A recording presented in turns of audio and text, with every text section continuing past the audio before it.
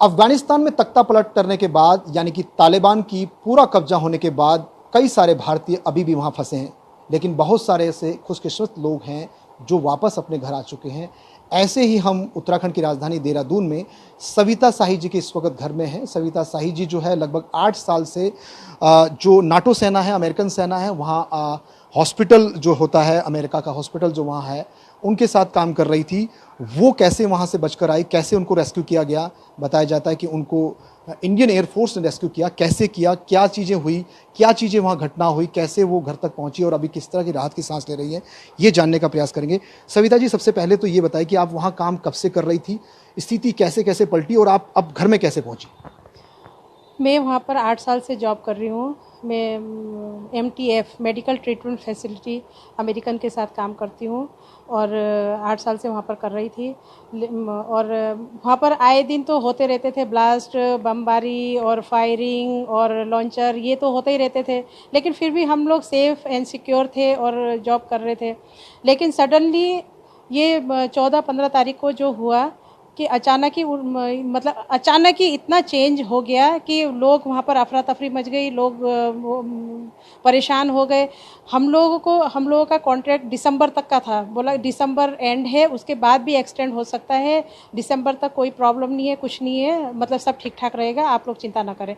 लेकिन 14 और 15 को अचानक ही ऐसा वो हुआ, माहौल हुआ कि सब कुछ चेंज हो गया। ऐसा क्या हुआ, ऐसा वो भी हमें कुछ समझ में नहीं आ रहा है कि ऐसा अचानक क्या हुआ कि सब कुछ चेंज हो गया। और कैसे तालिबान के कब्जे में जो एयरपोर्ट तक पहुंचना नामुमकिन था कि कैसे तालिबान के कब्जे में पहुंच गया, कैसे ये मुमकिन हो गया कि वो उन्होंने पूरा कब्जा कर लिया, पूरा एयरपोर्ट ही कब्जा कर लिया। हम लोगों का जो आर्मी का जो एयरपोर्ट था वो सेपरेट है सिविलियन एयरपोर्ट से। तो उस एयरपोर्ट में जब 14-15 को बिल्कुल माहौल बिल्कुल ख़राब हो गया, तो हमारे जो हॉस्पिटल के स्टाफ हैं, अमेरिकन हैं, नॉर्वे हैं, यूके, उन्होंने ये बोला कि आप लोगों को कोई परेशान होने की ज़रूरत नहीं है, हम लोग आपको रेस्क्यू करेंगे। हम लोग चाहे आपको नॉर्वे ले जाएं, यूके ले जाएं, यूएस ले जाएं, पर आप लोगों को बिल्कुल सेफ़ एंड सिक्योर छोड़ेंगे, आप उसकी चिंता ना करें। लेकिन ये है कि अभी आपको पेशेंस रखने की ज़रूरत है, ज़्यादा हाइपर मत होइए। तो उन्होंने हमें 16 को, जब 14-15 को बिल्कुल माहौल ख़राब हो गया, तो 16 को शाम को 6 बजे हमें बोला कि आप अपना एक एक छोटा छोटा बैग लेकर हॉस्पिटल आ जाइए, हम नॉर्वे आपको लेकर जा रहे हैं, आज रात 9:30 बजे फ़्लाइट है, तो आप लोग 6 बजे यहाँ पर पहुँच जाओ। तो जब हम लोग 6 बजे वहाँ पहुँचे, 6, 7, 8 बजे के करीब वहाँ पर फायरिंग शुरू थी, कंटिन्यूस फायरिंग हो रही थी सिविलियन एयरपोर्ट में। तो सिविलियन एयरपोर्ट और मिलिट्री एयरपोर्ट ज़्यादा डिस्टेंस नहीं है, थोड़ा सा क्लोज है। तो उन्होंने बोला कि अभी तो आप लोगों को जाना, हम लोगों को जाना सेफ़ नहीं है, तो आप लोग ऐसा कीजिए, आज रात अपने कमरे में रहिए और उसके बाद कल सुबह आप 10 बजे फिर आइए, तो कल सुबह ट्राई करते हैं। फिर उसके बाद हमारा जो एक बंदा था वो keep on touch with Indian embassy का जो कैप्टन था, वो उनके टच में था। तो उन्होंने ये बोला कि आज रात को इंडियन एम्बेसी के सारे लोग, जो जितने भी वहाँ का स्टाफ है, एम्बेसडर है और उनके जो सिक्योरिटी गार्ड वगैरह हैं, जो ITBP के जवान थे, उनको रेस्क्यू करके इंडियन एयरफोर्स का जो प्लेन है वो आ रहा है, वो रेस्क्यू करेंगे। अगर आप लोग कितने लोग हैं, 4-5 लोग हैं, तो आप आ जाइए, हम आपको मतलब लेकर जाएंगे।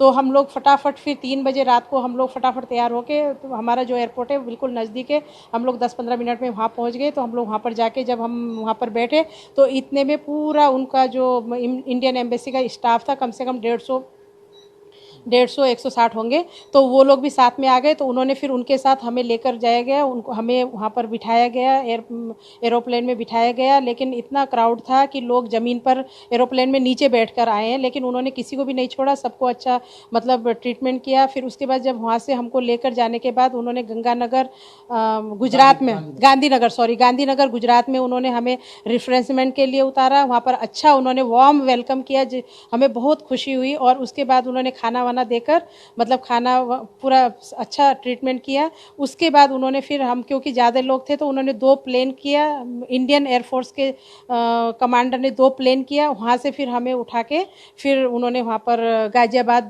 दिल्ली में उन्होंने हमें छोड़ा। वहाँ पर भी उन्होंने अच्छा हमें चाय नाश्ता दिया। उसके बाद उन्होंने अपना एक बस, ITBP के जवान बस में बिठा के जिनको एयरपोर्ट जाना था, एयरपोर्ट तक छोड़ा।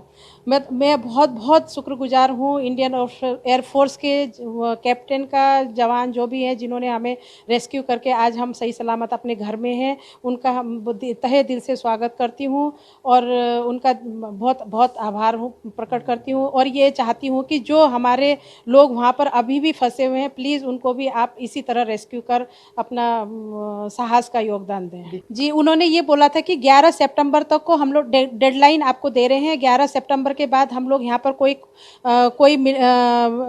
आर्मी पर्सन को नहीं देखना चाहते हैं, कोई भी कंट्री का आर्मी हो और कोई भी कॉन्ट्रैक्टर को हम यहाँ देखना नहीं चाहेंगे, क्योंकि हम लोग नेटो के अंडर काम करते हैं। तो वहाँ पर 42 कंट्री के आर्मी पर्सन वहाँ पर हैं, काबुल में डिप्लॉयड थे।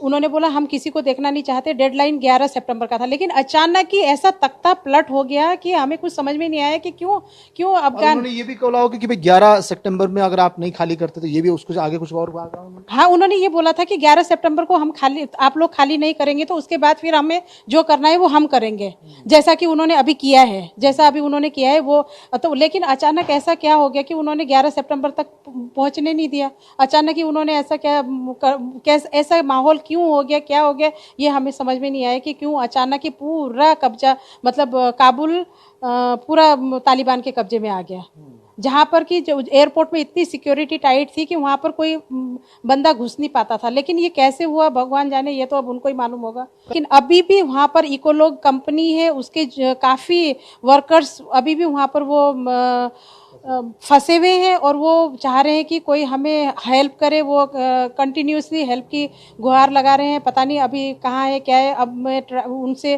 कांटेक्ट कर रही हूँ, कोई मुझे रिस्पॉन्स नहीं दे रहा है, कोई जवाब नहीं दे रहा है। अब क्या स्थिति है, अब मैं तो अभी फिलहाल मुझे इसकी कोई जानकारी नहीं है। बिल्कुल।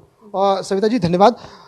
इस तरह से आप देख सकते हैं कि कैसे सविता शाही जी जैसे लोग वहाँ जो इतने सालों से काम कर रहे थे, इतने सेफ एरिया में काम कर रहे थे, खासकर नाटो सेना, अमेरिकन सेना के मेडिकल लाइन में काम कर रहे थे, और वो इतने सिक्योर थे, इतने सेफ थे, उसके बावजूद भी उनके जान के लाले पड़ गए। और किस तरह से उनको जो है, जिनके साथ वो काम करते उस सेना को भी बचाने में जद्दोजहद करनी पड़ी। वो नहीं बचा पाए, बल्कि इंडियन एयरफोर्स का जो जहाज़ बाकायदा उन्हीं के टर्मिनल में गया और उनको पूरी एम्बेसी, इंडियन एम्बेसी के लोगों को और सविता शाही जैसे लोगों को वो रेस्क्यू कर लाया। तो ऐसे में इंडियन एयरफोर्स की भी बहुत बड़ी भूमिका इस अफगानिस्तान का जो इस तरह का रेस्क्यू जो अभियान है इसमें देखा जा रहा है। और ऐसे में हम कहेंगे कि जितने भी लोग वहाँ अगर फंसे हुए हैं, भारतीय लोग फंसे हैं, भारत सरकार हालांकि लगातार उनका प्रयास कर रही है कि उनको रेस्क्यू किया जाए।